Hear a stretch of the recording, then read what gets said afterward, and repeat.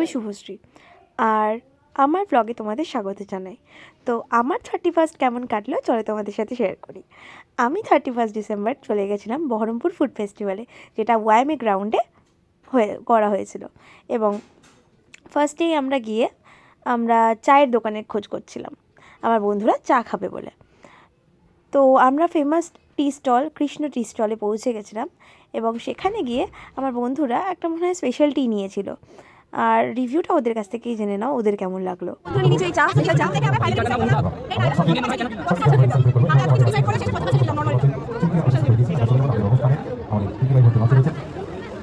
বলুন আপনারা টেস্টটা কেমন? ভালো, বহরমপুরের একদম ফেমাস টি স্টল এটা। আপনার কেমন লাগলো? ইয়েটা বেশি দিয়েছে। আপনার কি অনুতাপ হচ্ছে? যাওয়া যাবে না।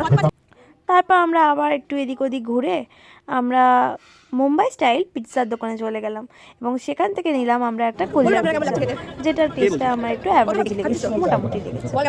তারপর আমরা তার পাশে স্বাদে আহ্লাদে থেকে একটা কল্যাণ মোমো ট্রাই করলাম, যেটার টেস্টটা আমার ঠিকঠাক লেগেছে, ভালো লেগেছে। আর তারপর আমরা আবার কি খাবো ভাবতে ভাবতে আমরা চলে গেলাম বকখালি ফিশ সেন্টারে, এবং সেখান থেকে আমরা একটা ফিশ ব্যাটার ফ্রাই আর একটা ভেটকি ফিশ ফ্রাই নিয়েছিলাম। আর আমরা একটা করেই ডিশ নিচ্ছি না, আমরা সবাই মিলে ট্রাই করছিলাম। অনেকজন মিলে গেলে এটাই একটা মজা, অনেক রকম ডিশ ট্রাই করা যায়।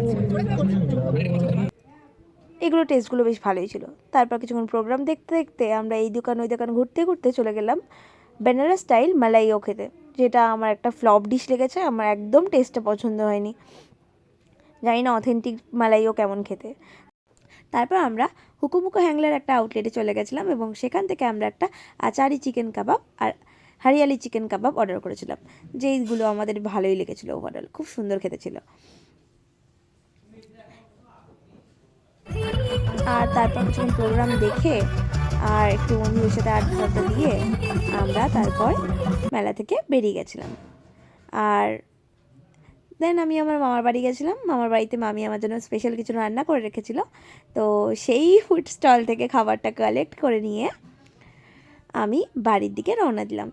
এবং আর তারপর বাড়ি গিয়ে আমি মামির বানানো এই ফ্রাইড রাইস আর চিকেনটা খেয়ে আমার দিনটা কমপ্লিট করলাম। তো আমার এই ছোট্ট ব্লগটা, নতুন ব্লগটা তোমাদের কেমন লাগলো আমাকে অবশ্যই জানিও। তোমাদের 2025 কেমন কাটলো অবশ্যই জানিও। আর সবাইকে জানাই হ্যাপি নিউ ইয়ার, নতুন বছর খুব ভালো করে কাটিও সবাই। আর এতক্ষণ অবধি আমার ভিডিও দেখার জন্য thank you so much. By.